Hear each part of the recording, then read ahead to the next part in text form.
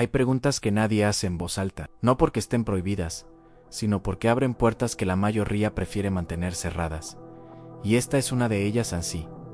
Jesús es único. ¿Cómo explicar que mucho antes de él existieran otros dioses, otros salvadores, otros hijos divinos, viviendo prácticamente la misma historia? No estoy hablando de coincidencias, estoy hablando de patrones. Historias contadas a miles de kilómetros de distancia, por pueblos que nunca se conocieron, repitiéndose con una precisión casi inquietante: nacimiento milagroso, madre virgen, salvador del pueblo, muerte trágica, resurrección, promesa de regreso. Y llega un momento, tal vez ahora, en que te das cuenta de que el problema no es la religión, el problema es ¿por qué nadie habla de esto? Imagina abrir un libro viejo, percibir el aroma de las páginas que han sobrevivido al paso del tiempo y darte cuenta de que ciertas narrativas que creías modernas, únicas, irrepetibles, ya estaban ahí escritas, han reescritas, alteradas, han heredadas. No hace falta ser escéptico para sentir el impacto. Basta ser honesto, porque cuando lees sobre Horus, el dios halcón de Egipto, nacido de una madre virgen llamada Isis, perseguido al nacer por el gobernante que temía su profecía, sientes incomodidad. No es que la historia de Jesús pierda valor, es que te das cuenta de que alguien, mucho tiempo atrás, ya contaba una narrativa casi idéntica, y cuando pasas unas páginas y encuentras a Mitra, el salvador persa que nació el 25 de diciembre, rodeado de pastores que hizo milagros, tuvo 12 discípulos y resucitó después de muerto, sientes esa sensación que mucha gente intenta evitar en algo. Aquí no encaja. No es blasfemia. Esa es una pregunta. ¿Por qué tantas culturas escribieron la misma historia antes de la historia que creemos que es única? La respuesta fácil es decir que es una coincidencia. La respuesta cobarde es decir que no hay que cuestionarlo. Pero la respuesta honesta, la que duele en la primera lectura, pero libera en la segunda, es admitir que los seres humanos tenemos una profunda necesidad de repetir ciertos mitos, ciertos arquetipos en ciertas estructuras psicológicas. Y quizá Jesús sea la culminación. Y no el principio. Imagínense esto durante miles de años. Los pueblos antiguos lucharon por explicar el sufrimiento, la muerte, la esperanza, el miedo y el caos. Crearon héroes que descendieron a la tierra para sanar lo que estaba roto. Héroes que murieron y regresaron. Héroes que prometieron un significado tras lo absurdo. Y de repente te das cuenta de que lo que llamamos religión puede ser solo la última versión de un software emocional que la humanidad ha estado actualizando desde la edad del bronce en Jesús. Horus, Mitra, Dioniso, Krishna, Hachis, Tammuz, Zoroastro. Todos comparten la misma columna vertebral, la misma trama, el mismo anhelo humano. Y hay algo aún más inquietante. Cuanto más lees, más te das cuenta de que ciertas historias precristianas no solo se parecen entre sí, sino que son prácticamente imágenes especulares. Y entonces viene la pregunta que nadie responde, porque rompe los cimientos mismos. La inspiración fue divina o humana, pero detengámonos un segundo, porque esta historia no trata de destruir creencias, se trata de mirar el pasado sin miedo. Imaginen a un escriba, hace 3000 años, sentado ante una lámpara de aceite, intentando comprender el caos que lo rodeaba. Guerras, sequías, enfermedades, pérdidas. Necesitaba crear algo más grande que él mismo, algo que diera sentido al sufrimiento, algo que inspirara, algo que consolara a Anne.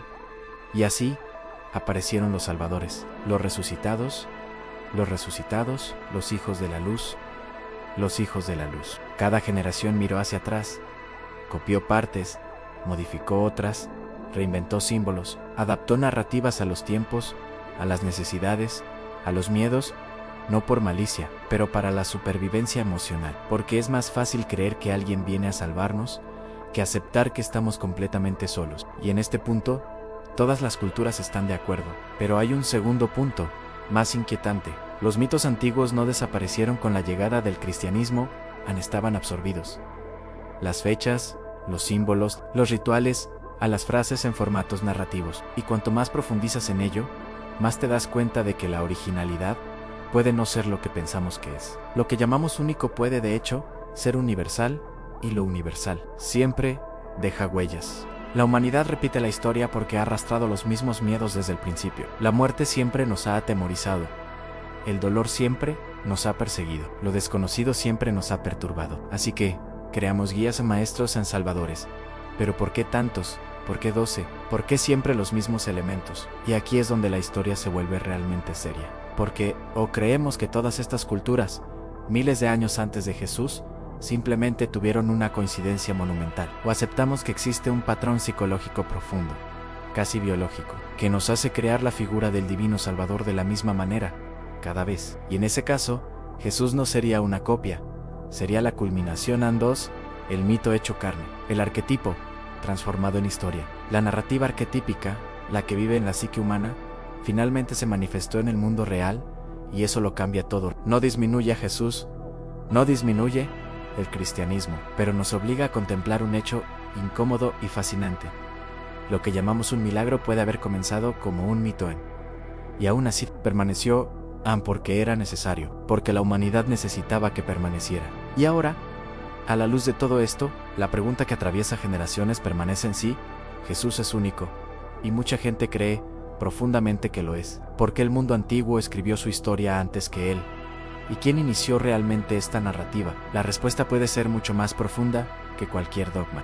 Hay una línea muy fina entre la revelación y la incomodidad. Y cuando empezamos a hablar de los predecesores de Jesús, es como si cruzáramos un viejo puente de madera que cruje a cada paso, no porque vaya a derrumbarse, sino porque cada crujido nos recuerda que estamos entrando en territorio prohibido. Y aquí es donde la historia empieza a volverse realmente inquietante. Porque cuando analizamos a cada uno de estos 12 salvadores que aparecieron ante Jesús, no estamos ante meras coincidencias. Se trata de paralelismos casi matemáticos. Imagínense esto como un mosaico. Cada pieza es una narración antigua, esparcida por Egipto, Mesopotamia, Persia, India, Frigia y Grecia. Tomadas por separado, parecen historias diferentes. Pero cuando lo combinamos todo, con paciencia, con silencio, con honestidad, el diseño resultante es imposible de ignorar. Y lo más inquietante es que la imagen que se forma es demasiado familiar. Empecemos con Horus.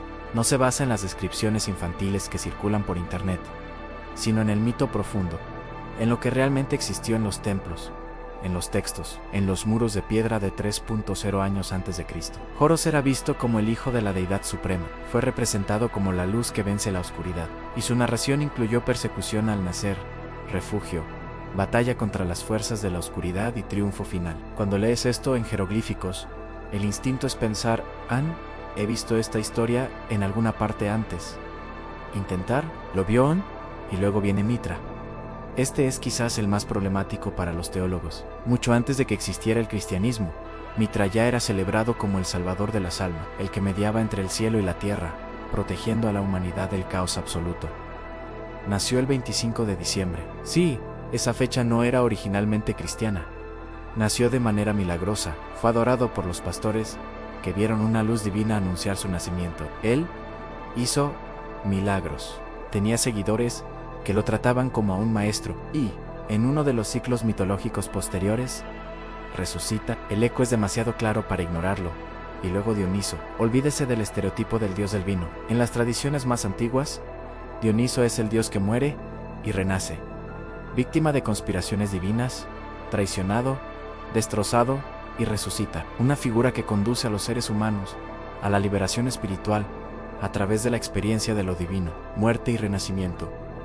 El dolor transformado en trascendencia. Es imposible no ver el patrón. Y de repente te das cuenta de que está sucediendo algo aún más profundo.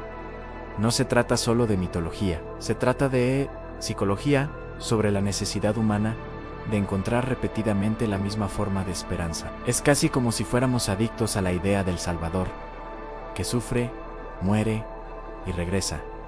¿Pero por qué? ¿Por qué aparece esta estructura en culturas que nunca han tenido contacto entre sí?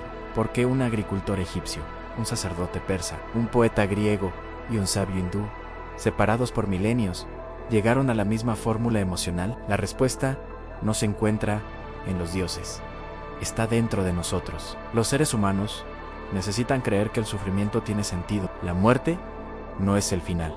Que haya alguien que haya pasado por un dolor absoluto y lo haya superado, porque eso significa que nosotros también podemos superar nuestro propio dolor. Y es precisamente aquí donde aparece Jesús, no como copia, pero como la versión final, la narrativa que consolidó todo lo anterior, en un mundo que finalmente tuvo las condiciones para difundir una idea como nunca antes en la historia. Por eso el cristianismo no se difundió inventando algo nuevo, pero porque tocó algo que había estado almacenado en el inconsciente humano durante miles de años. Es como si alguien hubiera encontrado la llave exacta de una antigua cerradura que todas las culturas habían llevado consigo, pero ninguna había logrado abrir por completo. Piénsalo, el Imperio Romano tenía caminos que cruzaban continentes, había conectado ciudades, hubo una migración constante y por primera vez hubo una población que pudo escuchar el mismo mensaje, repetido de boca en boca, a una velocidad que ningún mito anterior había logrado alcanzar. Jesús nació en el momento perfecto de la historia, y eso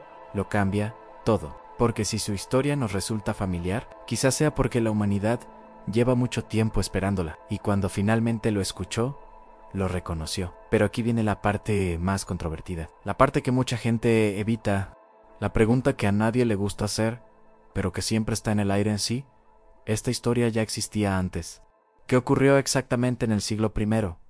¿Fue una coincidencia? ¿Fue inspiración humana? ¿Fue algo trascendental interpretado a través de moldes antiguos? ¿O la hipótesis que pocos se atreven a poner sobre la mesa? ¿Fue la manifestación concreta de un mito arquetípico que la humanidad ha llevado consigo desde el principio de los tiempos? Un mito al que por primera vez se le ha dado un nombre, un rostro y un registro histórico. Y no importa qué respuesta prefieras, todos ellos cambian por completo la manera en que vemos lo sagrado, porque por primera vez nos damos cuenta de que no estamos ante una simple narrativa religiosa, estamos ante un patrón humano tan antiguo como el miedo a la noche. Y aquí surge otra pregunta inquietante en sí. Tantas culturas han creado salvadores casi idénticos. ¿Lo estaban inventando o estaban describiendo? Cada uno a su manera, algo que percibían, algo que sentían, algo que intuían, incluso sin comprenderlo del todo. Quizás Jesús no sea el final del mito, quizás esta sea su revelación final, la primera vez que la narración dejó de ser meramente simbólica y pretendió convertirse en acontecimiento. Toda la humanidad ya conocía la historia, lo único que faltaba era vivirlo. Y esta idea, esta hipótesis, asusta tanto a los creyentes como a los escépticos, porque les obliga a ambos a repensarlo todo. Y es precisamente aquí donde continúa la historia, porque hay algo aún más profundo que necesitamos explorar. ¿Por qué 12? ¿Por qué las mismas etapas de la vida? ¿Por qué los mismos símbolos? ¿Por qué el mismo ciclo de muerte y renacimiento? Y lo más importante, si este patrón no lo hubiera inventado ninguna cultura, entonces, ¿de dónde vino? Hay un momento inevitable en este viaje, en ese punto tranquilo, casi incómodo, en el que dejamos de mirar los mitos antiguos como historias y comenzamos a verlos como espejos. Y cuando eso sucede, nos damos cuenta de una verdad tan aterradora como esclarecedora. Los mitos no hablan de dioses, hablan de nosotros. Y es precisamente aquí donde empieza a tomar forma la pregunta que intentamos evitar: ¿por qué la humanidad ha repetido la misma historia en tantos lugares diferentes? La respuesta, la verdadera, no se encuentra en los templos, ni en las escrituras, ni en las tradiciones religiosas, reside en la mente humana, en la parte más profunda e instintiva de la psique, en un lugar que Carl Jung llamó el inconsciente colectivo. Y antes de que esto suene demasiado abstracto, piénsalo de esta manera. Cada mito antiguo es más que una simple narración, es un intento de dar forma a una experiencia humana universal. La lucha entre la luz y la oscuridad, la muerte y la promesa del regreso, la figura que sufre en nuestro lugar, el maestro que enseña un camino, el niño que nació de forma improbable, los inocentes perseguidos, el condenado que se sacrifica, el renacido que trae esperanza. Estos elementos no aparecen por casualidad, son impresiones profundas, casi biológicas, que han acompañado a la humanidad desde su existencia. Y es precisamente por eso que aparecen en Grecia, Egipto, India, Persia, Mesopotamia, y luego reaparecen en el cristianismo, porque no son solo mitos, son símbolos. Y los símbolos nunca mueren, renacen, cambian de nombre, cambian de cara, cambian de época, pero siempre llevan la misma función: organizar el caos interno. Imaginemos a la humanidad antigua, impotente frente a la naturaleza. La muerte era un completo misterio. Enfermedades, plagas, tormentas, esterilidad de la tierra, todo parecía arbitrario, cruel, incontrolable. Y entonces surgen los mitos, no como una fantasía, sino como herramientas psicológicas para la supervivencia. El Dios que muere y resucita no era un personaje ficticio, era un mecanismo de esperanza. La humanidad necesitaba creer que la vida siempre regresaría, ese invierno terminaría, que Asekau terminaría, que el dolor no sea eterno. Y así surge un patrón narrativo que abarca milenios en el ciclo de muerte, seguido de renacimiento. Primero en agricultura, luego están los dioses, luego en un hombre. Pero ¿por qué hay tantos salvadores, dormitar seguidores? ¿Por qué nacen tantos de madre virgen? ¿Por qué mueren tantos de forma tan sacrificada? ¿Por qué tantos prometen volver? Y esta es la parte que nadie quiere discutir, porque mezcla psicología, historia y religión en una sola colisión. Estas estructuras son arquetipos, son formas fundamentales que la mente humana crea inevitablemente, y el cristianismo no fue una excepción. Fue la culminación. Ahora detente y siente el peso de esto. Si Jesús surge después de miles de años de mitos que ya habían preparado la mente humana para la figura del Salvador, entonces su historia tocó a la humanidad tan profundamente porque cayó en terreno fértil, en un terreno de juego que ya me esperaba, en un terreno cuya forma ya conocía, aunque de manera inconsciente. Y eso explica por qué el cristianismo creció como ningún mito anterior. No porque fuera completamente nuevo, pero porque activó algo universal, algo arquetípico, algo que todas las culturas ya tenían dentro de sí.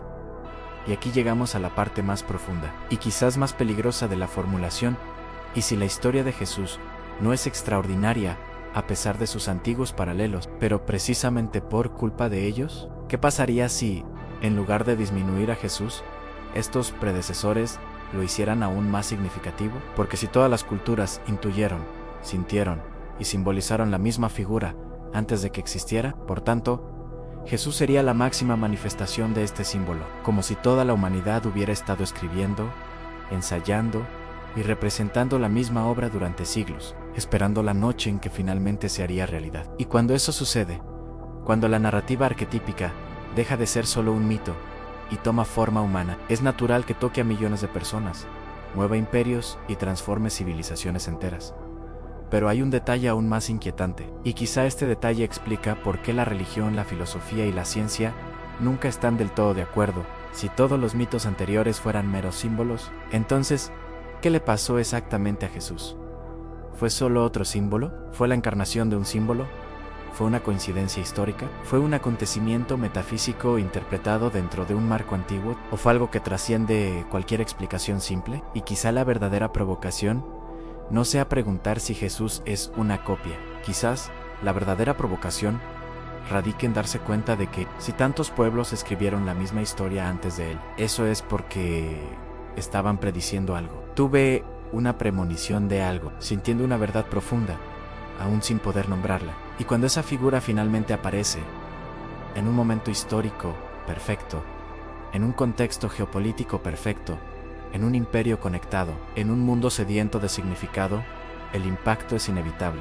Y es entonces cuando la pregunta vuelve, aún más fuerte en sí: Jesús es único. ¿Por qué parece que toda la humanidad ya lo ha soñado antes? Y esa respuesta, o la falta de ella, es lo que definirá todo lo que exploraremos a continuación: el origen de los arquetipos, el significado psicológico del Salvador, la razón del nacimiento virginal, el número 12, la matemática simbólica de la resurrección, y el momento en que el mito y la historia se funden en una sola línea. Algunas preguntas se vuelven más profundas cuanto más intentamos responderlas. Y esta, la pregunta de por qué tantas culturas crearon salvadores casi idénticos antes de Jesús, es una de ellas. Cuanto más profundizamos, menos se trata de religión y más se trata de la estructura misma de la mente humana. Porque hay algo dentro de nosotros que crea mitos, que necesita mitos. Eso de pendelos necesitan para sobrevivir emocionalmente. Y ahí es exactamente donde llegamos al núcleo simbólico, el punto central que explica no solo las similitudes entre Horus, Mitra, Krishna, Dioniso, Atis, Tamuz, sino también por qué Jesús se volvió tan poderoso como narrativa. No porque desacreditara mitos antiguos, pero porque los completó. Vayamos paso a paso, pero sin listas, sin didáctica, sin conferencias, solo una corriente de pensamiento que respeta la profundidad del tema. Hay una razón psicológica por la que muchos salvadores tienen 12 discípulos, y no tiene nada que ver con hechos históricos. tiene que ver con el orden, con estructura, impulsado por la necesidad humana de transformar el caos del mundo en algo comprensible. 12 es el número que organiza el tiempo, han 12 meses, 12 fases lunares, han 12 divisiones del zodiaco, 12 direcciones arquetípicas del cielo antiguo. Cuando diferentes culturas crean salvadores acompañados de 12 seguidores, no es una coincidencia religiosa, es matemática emocional. El salvador es la conciencia, los 12 son el mundo.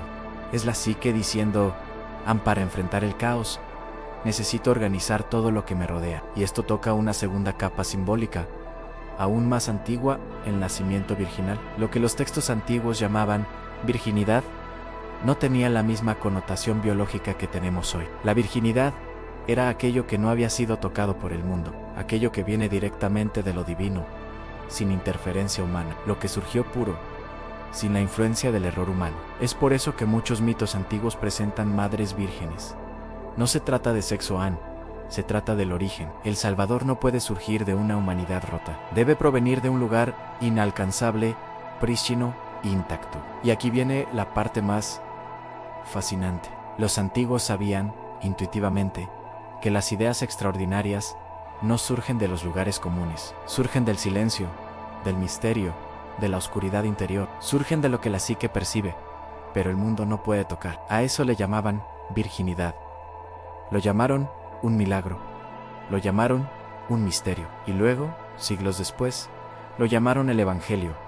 ¿Ves el patrón? Cuanto más analizamos, más entendemos que el Salvador no es una persona, es un símbolo, una respuesta de la psique al terror de la existencia. Porque la muerte es un escándalo, la pérdida es un colapso, el dolor es un misterio. Entonces la mente crea el ciclo completo, un nacimiento improbable, una misión inevitable en sacrificio doloroso, muerte injusta, en resurrección.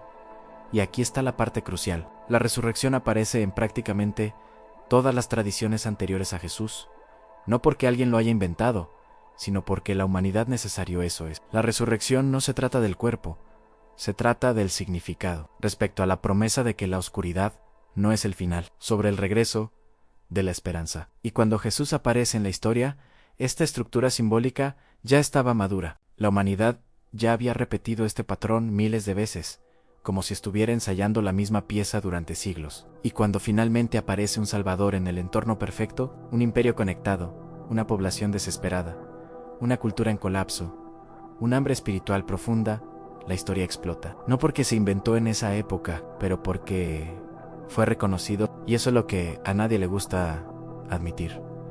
El cristianismo creció muy rápido, porque la mente humana ya conocía la forma de la historia. Es como si Jesús no fuera la primera versión, pero la versión final.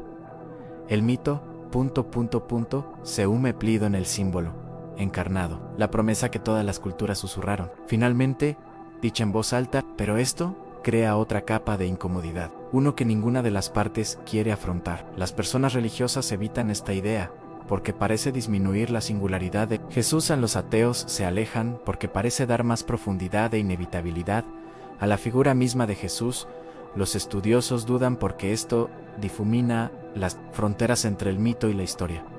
Y el público en general prefiere no pensar en ello, porque pensar en ello duele. Pero aquí, en este espacio, podemos mirarlo sin miedo. Porque si tantas culturas crearon el mismo prototipo antes de Jesús, esto no disminuye a Jesús.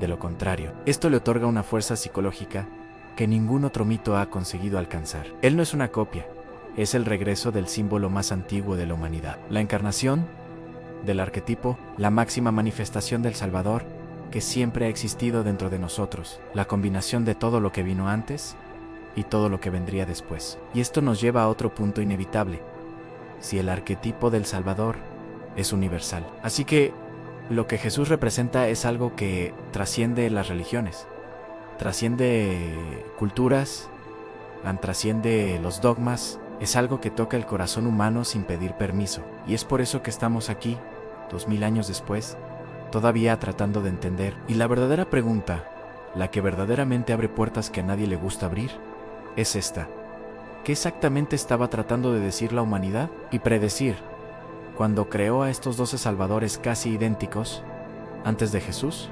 ¿Y por qué Cuando Jesús aparece, el mundo entero reacciona como diciendo, ¿era Él a quien estábamos esperando? La respuesta está en el siguiente paso, el momento en que lo entenderemos, por qué existe el mito del Salvador, lo que Él decida y lo que revela sobre nosotros mismos. Hay preguntas que no quieren respuestas, quieren transformación.